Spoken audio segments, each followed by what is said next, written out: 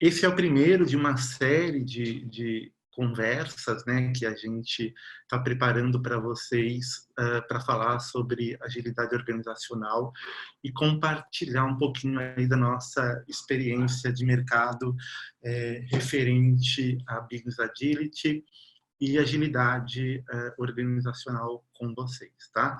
Então, espero que se divirtam, espero que gostem, tá? Vamos lá. Eu vou tirar minha câmera e vou compartilhar aqui um material que eu tenho. Então, a ideia é que vocês passem a ver os slides enquanto eu conduzo aí esse webinar, tá bem? Bom, nosso tema é agilidade organizacional do trabalho remoto, assíncrono, a visão e estratégia, tá? Em tempos de disrupção, fala-se muito em trabalho remoto massivo, times ágeis, produtividade e entrega, tá? Os times de práticas ágeis, eles nunca foram tão colocados à prova como nos dias de hoje que nós estamos vivendo com a pandemia do Covid, né? Como que Business Agility ou como que a nossa experiência aqui na Ecora Consulting enxerga tudo isso, tá? Quando a gente fala em trabalhar de forma assíncrona, né, e em uma equipe ágil, isso, na verdade, é permitir que cada pessoa realize o seu trabalho da forma mais preparada e, portanto, obviamente, mais produtiva, em vez de seguir um cronograma diário de 8 horas consecutivos e pré-estabelecidos, né? Algumas pessoas, elas trabalham melhor em determinados horários do dia. A gente sabe disso. Por exemplo, às 6, logo após treinar, fazer uma atividade física, enquanto outras podem trabalhar um pouco mais tarde, quando os filhos forem para a cama. E isso está tudo bem, né? Porque o trabalho remoto e assíncrono, ele diz assim, o ideal é a gente trabalhar quando cada pessoa está no seu melhor momento do dia para produzir. O que isso é muito interessante, porque geralmente as lideranças elas têm preocupações com as agendas assíncronas, né? Como eu sei que o meu colaborador está realmente trabalhando e não enrolando? Isso é muito comum, tá? A gente, esse tipo de medo, de ansiedade de um gestor, né? E para isso, eu sugiro que se um líder contratou uma equipe na qual ele não confia as entregas e necessita que outros fiquem no pé para entregar, primeiramente, há de se corrigir essa questão, tá? Outras palavras, direto ao ponto. Contrate pessoas nas quais você realmente deseja confiar o futuro do negócio com entregas de valor. Veja o que eles fazem, não quando eles fazem, tá? Em termos de práticas ágeis, a gente tem que estabelecer, sim, para um time de entrega, uma intersecção, né? Então, é imprescindível, sim, para uma equipe manter algumas cerimônias e para que isso e para isso é necessário algumas horas, tá, de sobreposição, onde todos estão conectados, porque isso facilita a comunicação 360 graus, né? A rápida tomada de decisão também e, obviamente, nutre a sinergia da equipe, né? Pode soar, pessoal, bastante disruptivo isso, mas quando a gente olha para algumas empresas líderes de mercado, a gente começa a perceber que elas não fazem as coisas da mesma forma que as demais, né? Então, o trabalho remoto e assíncrono, ele estabelece ou ele fortalece novas dinâmicas de colaboração. Mas o contrário também é verdadeiro, né?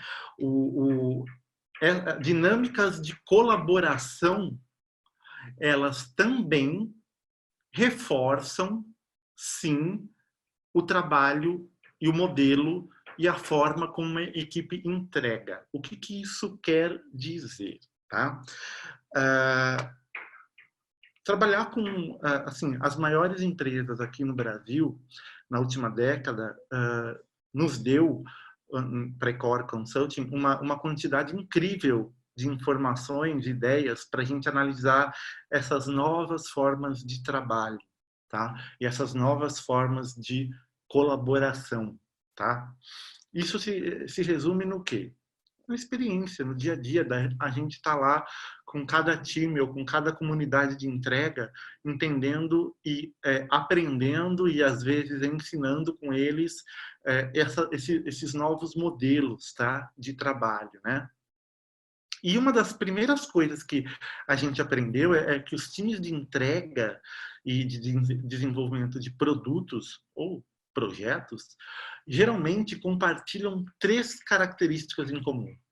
Honestidade, ou seja, eles são acostumados a trabalhar a questão da própria produtividade e a qualidade do produto que desenvolvem, sem problema algum. Eles falam abertamente sobre sua própria produtividade e sua própria qualidade. Esses times, geralmente, eles não têm problema em aumentar a visibilidade e a previsibilidade da liderança para apoiar a tomada de decisão de forma mais eficiente. Então, não tem uma resistência em relação, não, mas eu estou sendo medido, não, mas você vai tirar métrica sobre a minha entrega. Sim, isso é encarado como algo positivo para esses times, tá? E outra, que eles são abertos a discutir seu próprio desempenho, tá? Sem melindre, como prática de sua própria cultura, o que é muito bacana. Então, quando a gente olha em esses elementos em comum de colaboração, a gente entende que essa característica, esse soft skill, ele estabelece também novas formas de trabalho, tá? À medida, né, que a gente se aprofunda, a gente verifica que existem alguns padrões claros, tá? Separando aqueles que se sucederam, que se deram melhor, daqueles que falharam, ainda lutam para se manter competitivos e realizar algum resultado positivo em relação a modelos ágeis ou modelos mais dinâmicos ou novas formas de trabalho. Os clientes que estão construindo uma excelência operacional nesse sentido, eles geralmente seguem uma jornada clara em termos de formação de times, com algumas etapas que geralmente acontecem de forma linear, tá? E aí a gente tem traçado, né, algumas etapas e agrupado aí no que faz sentido, tá? Para esses times, né? Geralmente se começa com um engajamento, né? E aí o que significa, né, o engajamento? São as pessoas de uma equipe sendo mobilizadas para novas estruturas e modelos de trabalho, né? Tem todo um Human Change Management aí para que a gente está mexendo com a vida, né, das pessoas, a gente está mexendo com o dia a dia das pessoas, tirando muitas vezes elas de suas zonas de conforto, né? Então é muito delicado essa questão de mudar a cultura, mudar a forma de trabalho, mudar às vezes até no nível de ferramenta que determinada pessoa, determinada time vai usar, né? Então, o engajamento, ele é uma etapa que todo mundo passa, é uma etapa muito importante, talvez uma das mais sensíveis e delicadas, né? Logo depois vem a formação, ou seja, as equipes elas já estão mobilizadas, né? Elas já estão direcionadas, montadas, estruturadas, estão ainda em formação de uma identidade de equipe, né? Mas já estão entregando como time, né? Eles sabem que eles devem produzir e entregar como um time. Depois dessa etapa, geralmente vem a maturação ou amadurecimento, que aí o time ele já está acostumado, o time ele já ganhou sinergia, o time já derrapou bastante, já falhou bastante, e ele começa, ele já tem uma como eu posso dizer, maturidade em práticas, princípios, e o modelo de trabalho desse time é natural para toda a equipe, né? E quando entra algum elemento novo nessa equipe, os outros ciclos, né, geralmente eles passam de uma maneira mais rápida, de uma maneira mais fluida, né? Porque o time ele já tem aí, já está acostumado a entregar junto, a trabalhar junto e já tem um DNA, ele já está amadurecendo, né? Dado isso, eles passam a otimizar, porque o time já está tão coeso, ele já está tão maduro, que ele tem condição e ele começa a propor melhorias no seu modelo de trabalho, no seu modelo de entrega, de como eles atendem o cliente, como eles entregam seu produto, qual a melhor forma de entregar esse produto. A gente já não está mais falando só numa entrega, a gente já está falando uma entrega de valor, né? Depois eu vou falar um pouco mais sobre isso com vocês, tá? Mas, basicamente, esse time, ele já é autossuficiente, ele não precisa de uma entidade externa para guiá-lo em termos de práticas, ferramentas e princípios, né? Ele mesmo já começa a sentir necessidade e tem e ser propositivo a ponto de mudar um papel, mudar um fluxo de trabalho, mudar uma ferramenta de trabalho, né? Propor um novo modelo de métrica ou de acompanhamento que faça sentido para o time, para o cliente, para o produto, né? E aí, esse time ele virou uma vitrine. Então, ele passa a ser um exemplo dentro de uma organização e ele começa a inspirar, motivar e a polinizar internamente o que deu certo em sua jornada para outras equipes, seja num modelo de compartilhamento de conhecimento ou num modelo onde elementos desse time começam a sair desse time para polinizar e multiplicar experiência, conhecimento em outros que estão ainda em formação, em amadurecimento ou mesmo na otimização, tá? Então, se a gente correlacionar essa jornada típica de formação de time, a gente começa a entender como que os times se formam, como que eles se organizam e como que eles entregam, né? E aí, se a gente olhar para cada etapa, a gente vê algumas coisas ou práticas, né, que fazem sentido para cada momento do time. Por exemplo, no engajamento, a gente tem que estabelecer na corporação, na companhia, uma visão de mudança para esse time.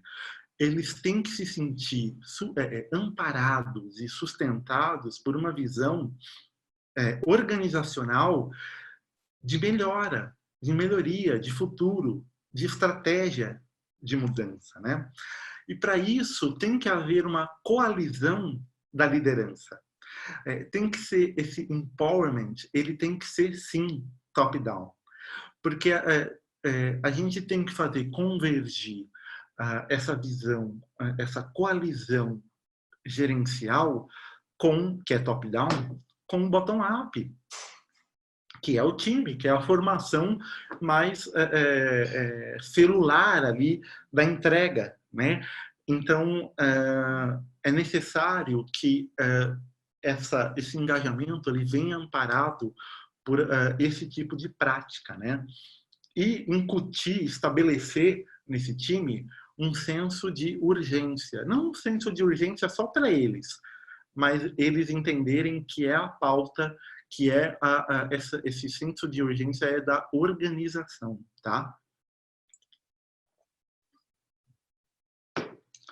Com prática recomendada, olhar os modelos de Tuckman, estabelecer um padrão, um arcabouço de bootstrapping, que seria inicialização de times ágeis, né, para amparar essa turma, e práticas de team building, porque essas pessoas estão se engajando, a gente está mexendo com a rotina diária delas de trabalho. Tá? Falando em formação, o que faz sentido quando o time está se organizando, se formando e já está ali se tornando acostumado e ganhando já uma certa coesão, né? A gente precisa, como organização, investir no suporte ao time. É o melhor momento, perdão, para a gente pensar daí no modelo Agile Coaching, tá? Porque é nesse momento que os times, as pessoas, os arquétipos ali, né, sejam eles quais forem, o nome que for, Scrum Master, Product Owner, Developer ou que sejam outros, é ali que eles vão precisar de um amparo maior para rodar, tá? Investir em capacitação, mas pensar menos em sala de aula e mais em dojo, em trilhas de autoconhecimento, baseado no arquétipo. Tudo isso vai criar ali uma sustentação, um amparo, um suporte para esses times evoluírem, tá?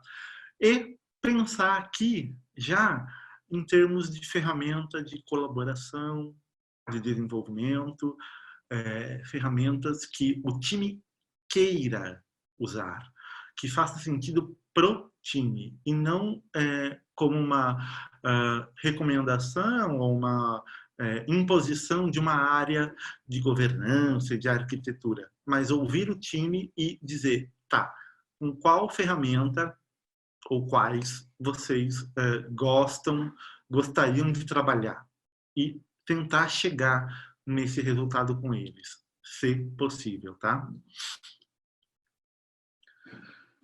Quando a gente fala em amadurecimento, aí já é o momento da organização pensar em plotar um modelo de fluência. Não fluência em ágil, mas fluência de excelência organizacional, perdão, excelência operacional, excelência na entrega.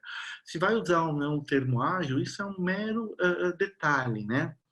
Mas pensar em medir o nível, o contexto, né, dado o contexto, o nível de influência de cada time.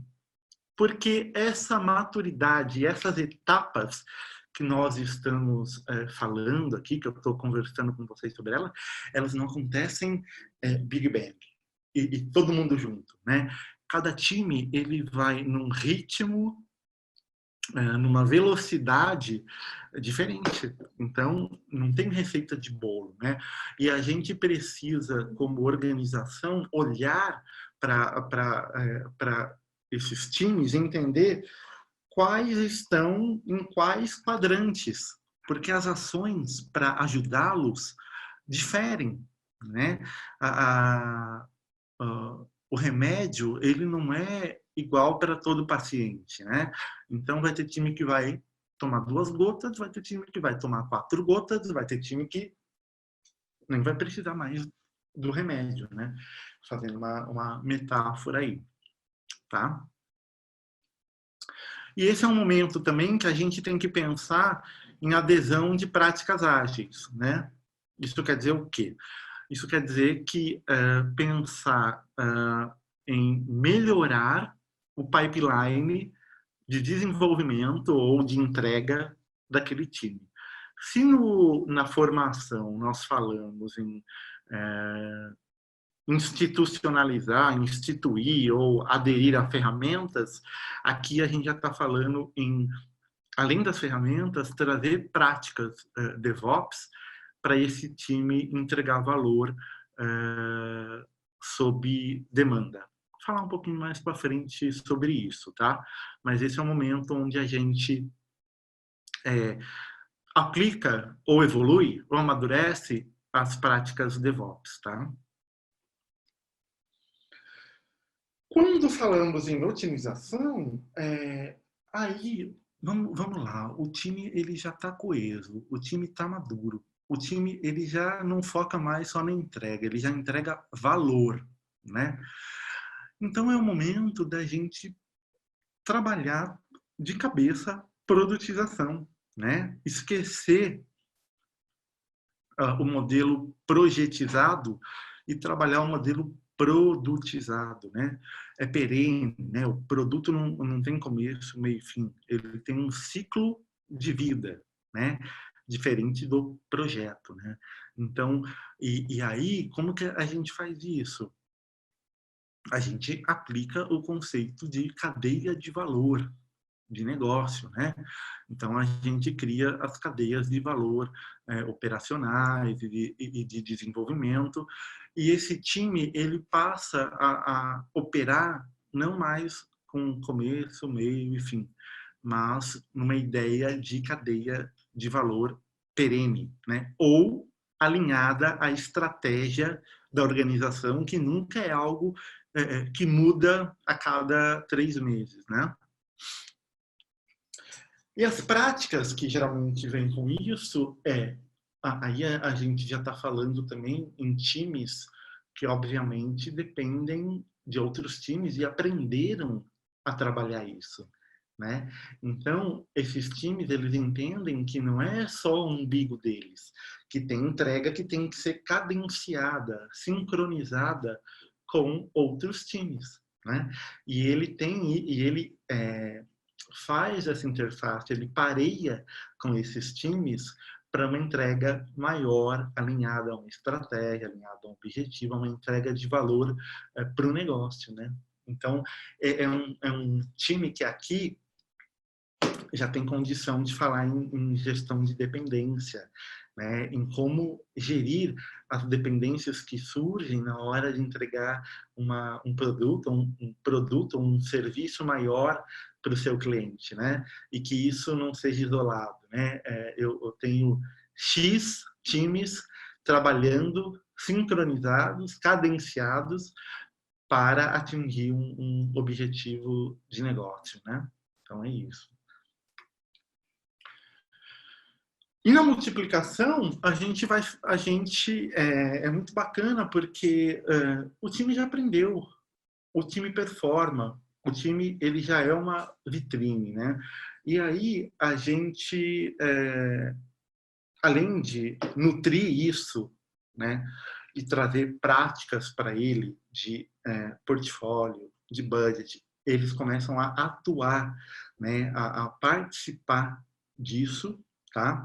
Do Lean Portfólio, do Lean Budget, não como maneiras de orçar, como maneiras de mais pragmáticas e inteligentes de priorizar a estratégia, as iniciativas que vêm do negócio, né? Geralmente aqui a gente não tem mais isso de falar o negócio e o time, geralmente é uma coisa só, é uma coisa coesa, então tudo é negócio, né? Negócio é tecnologia e tecnologia é negócio. Então aqui a fronteira ela deixa de existir, tá?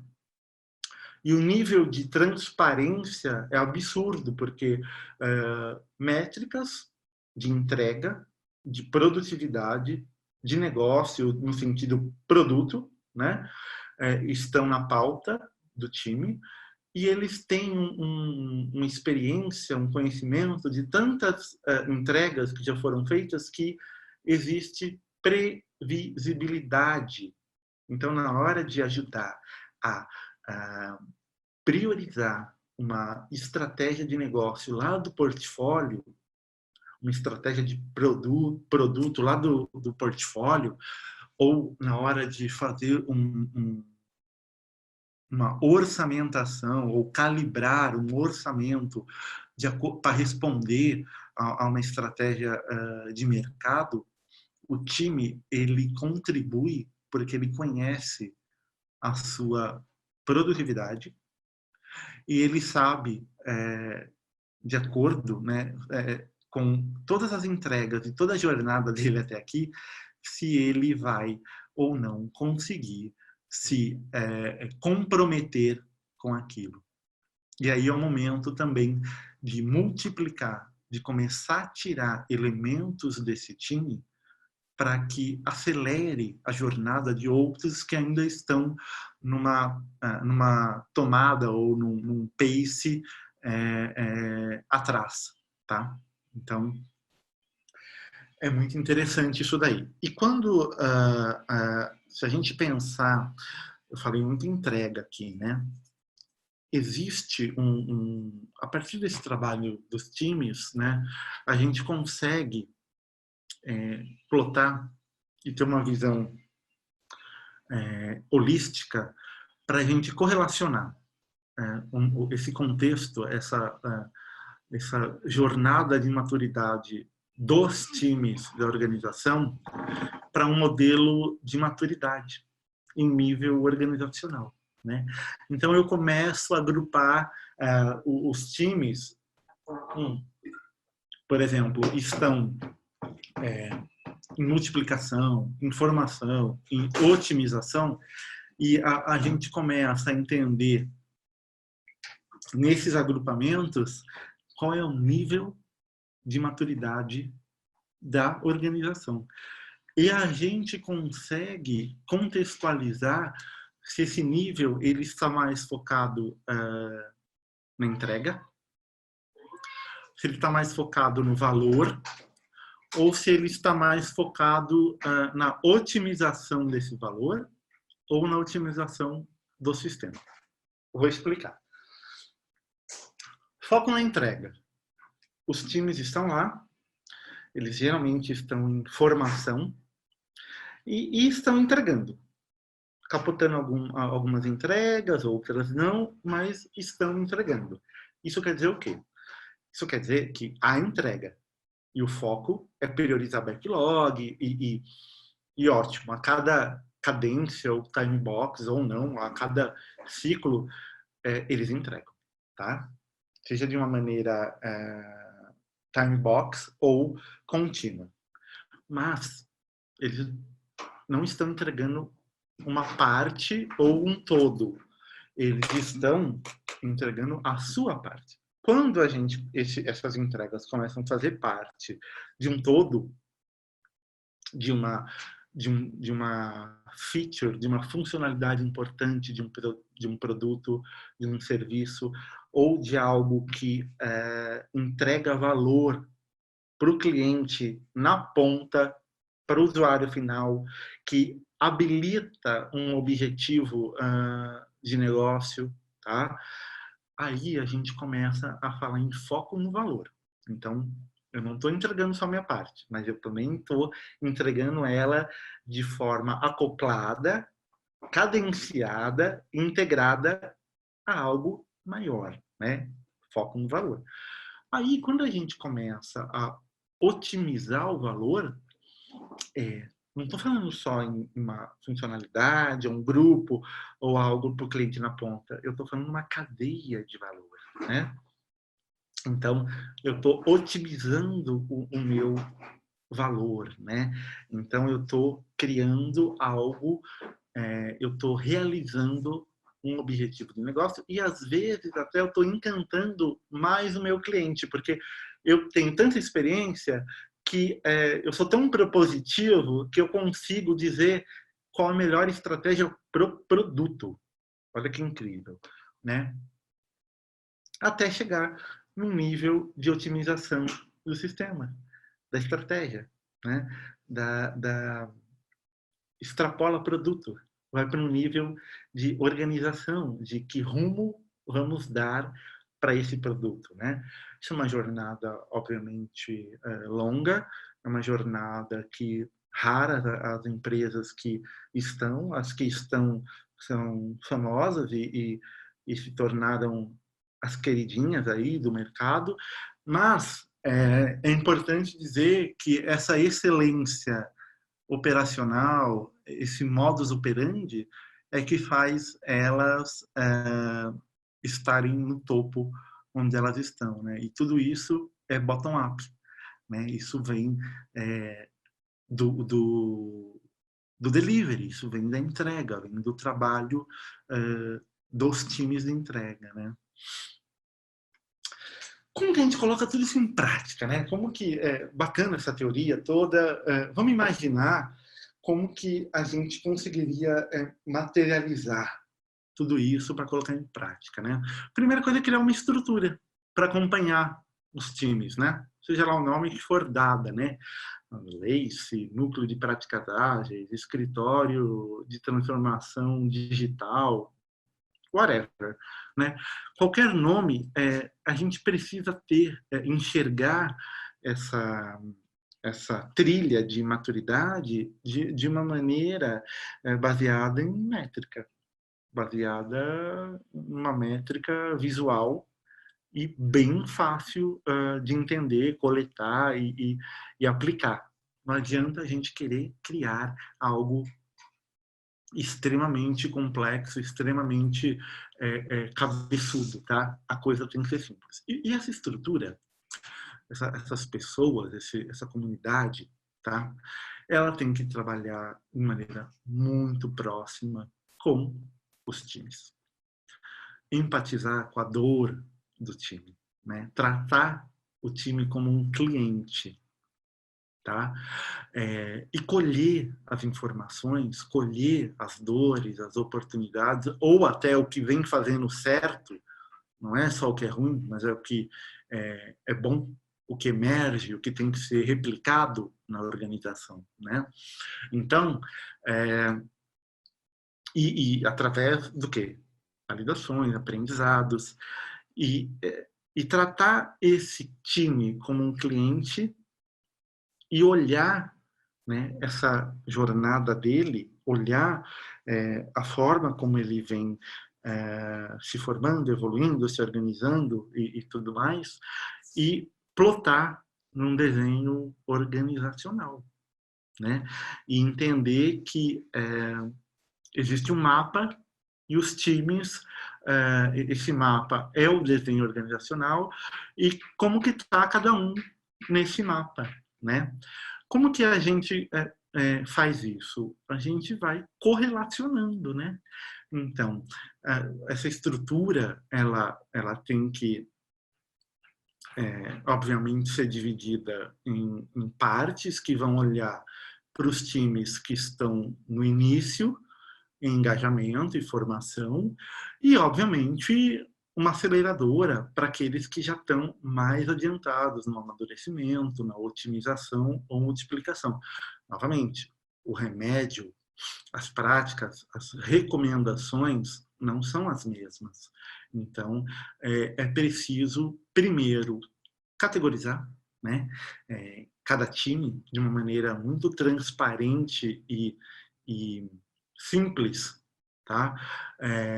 Para, a partir daí, recomendar ou investir em práticas para ajudar esse time a chavear ou subir um degrau, né? Ou não, ou entender que aquele nível, um nível de amadurecimento para aquele time é o suficiente para o produto, para o negócio, para tudo, para a organização e está tudo bem, né?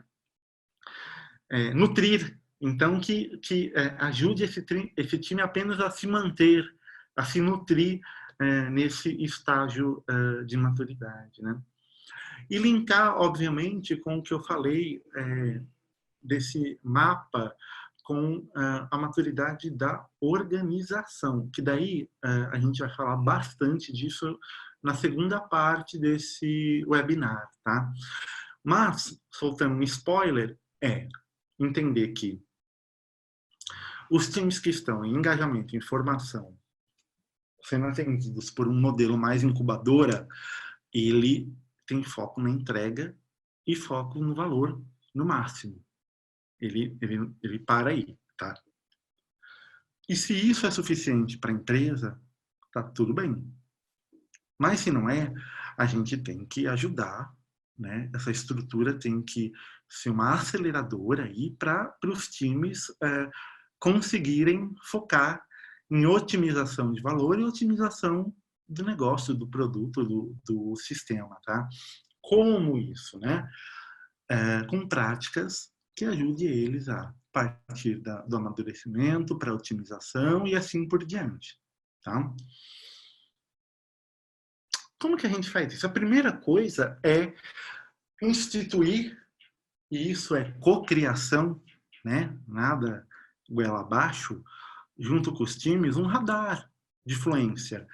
E as dimensões e os temas, eles vão ser escolhidos, em primeiro lugar, que faça sentido para a companhia, né? E, em segundo lugar, faça sentido para o time, né? O time tem que se sentir ali representado num radar, porque é o radar dele, né? É quase um termômetro, quase não, é o termômetro dele. Ele tem que entender se ele está ou não com febre, né? Essa é a verdade, tá? Então, a primeira coisa é institucionalizar, junto com os times, esse radar.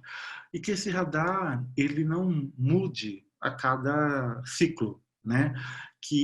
Porque senão você perde a consistência da métrica, né? Visual, né? De entender se aquele time ele é aprendiz, praticante, profissional, líder, ou seja lá outro nome, se ele está em engajamento, se ele está em formação, se ele está em multiplicação, e dentro de cada uma dessas categorias, qual é o nível dele, né? Se ele está mais aprendiz, se ele já está intermediário, se ele já está fluente, proficiente, tá? Mas isso é muito importante que seja construído de uma maneira colaborativa, tá? E a partir daí, como eu disse, essa estrutura aí que vai estabelecer para suportar e amparar os times, ela vai olhar, mergulhar e diagnosticar como que está esse time, né? Não pode ser nada pessoal, tem que ser um diagnóstico quase que binário, né? Para não dar lado para suposições e que, obviamente, o time se sinta representado naquele diagnóstico, né? E aí, recomendar ações e apoiar os times nessas ações. Dojo, agile coaching, trilha de conhecimento, um workshop de planejamento integrado, qual for a recomendação para aquele time performar, né?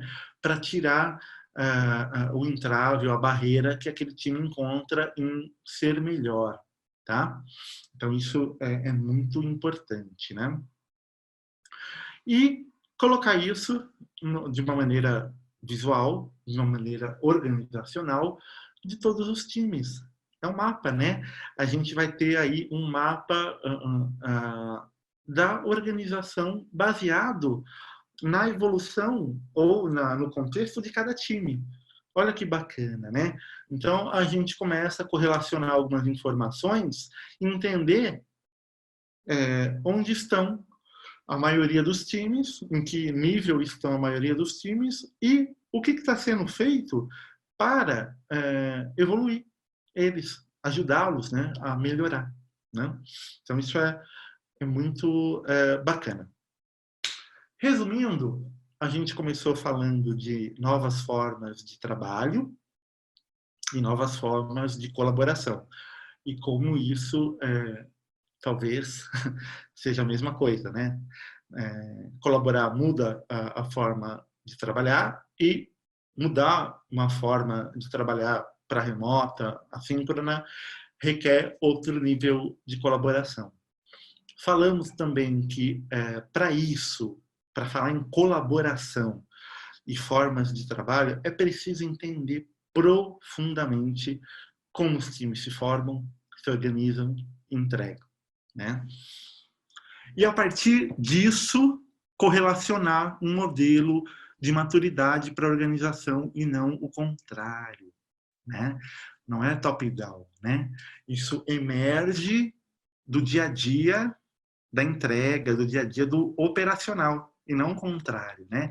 Senão a gente vai fazer os times se sentirem nada, né? Eu vou falar, poxa, mas estabelecer uma nova forma de trabalhar, uma nova ferramenta, ou que seja uma nova cultura, os famosos programas aí de transformação ágil, digital. Mas você desceu lá na trincheira?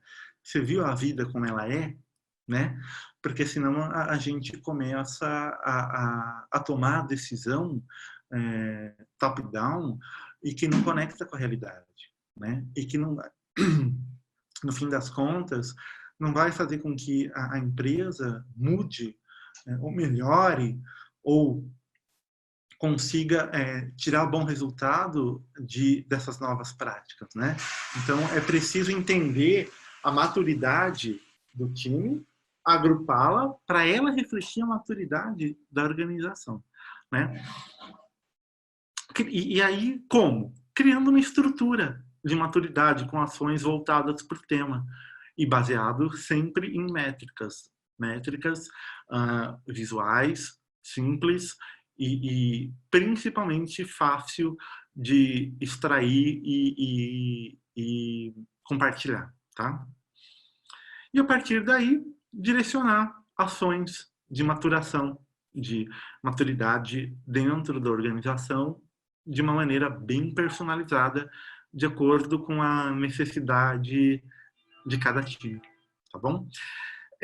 Essa foi a primeira parte do nosso webinar. A gente falou mais de colaboração.